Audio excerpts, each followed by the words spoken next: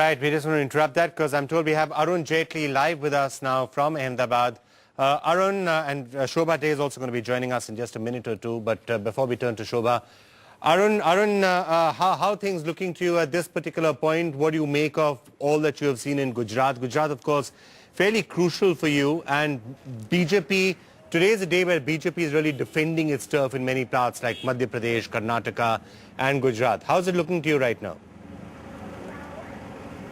Well, out of the 26 seats in Gujarat, we got only 14 last time. And the BJP is looking up to improving its position in Gujarat. And whatever trends we can get in Gujarat, I think there is going to be a significant improvement in Gujarat. I don't want to get into the number of seats. And I am very pleasantly surprised. I have just casted my vote in the Gandhinagar parliamentary constituency where my vote is registered. And I find that by 12 noon, almost 30 to 40% people in various booths have cast their vote. And therefore, despite the very strong heat in Gujarat, you still have a reasonably respectable amount of voting which is going on there.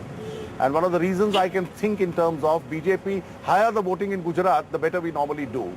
And the fact that Mr. Advani himself is a member of parliament from Gujarat, and Gujarat is looking forward to producing a prime minister again, after Morarji Desai for the second time in history, I think there is a considerable enthusiasm in Gujarat to that effect. Arun, have you tried very hard in the last few days to again put the mantle of victimhood on Narendra Modi's shoulders? It's a ploy that you have used in the past to have considerable success in Gujarat. Is that something you've been working very hard at replicating in the last 2-3 days?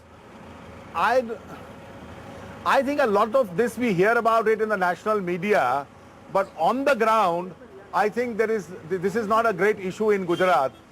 The propaganda, the adverse propaganda in a large section of the media against Narendra Modi for the last 7 years, I think it's also reached a fatigue level as far as the voter and people of Gujarat are concerned. So the more they carry on a hostile propaganda against Narendra Modi, the more the solidarity the voters express with him.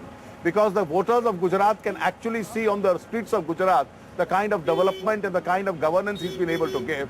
And I think even despite that in Gujarat, the vote in Gujarat is also for the kind of development the BJP government has brought about in Gujarat. And Gujarat normally is now giving the BJP for the past few elections a very, very positive vote.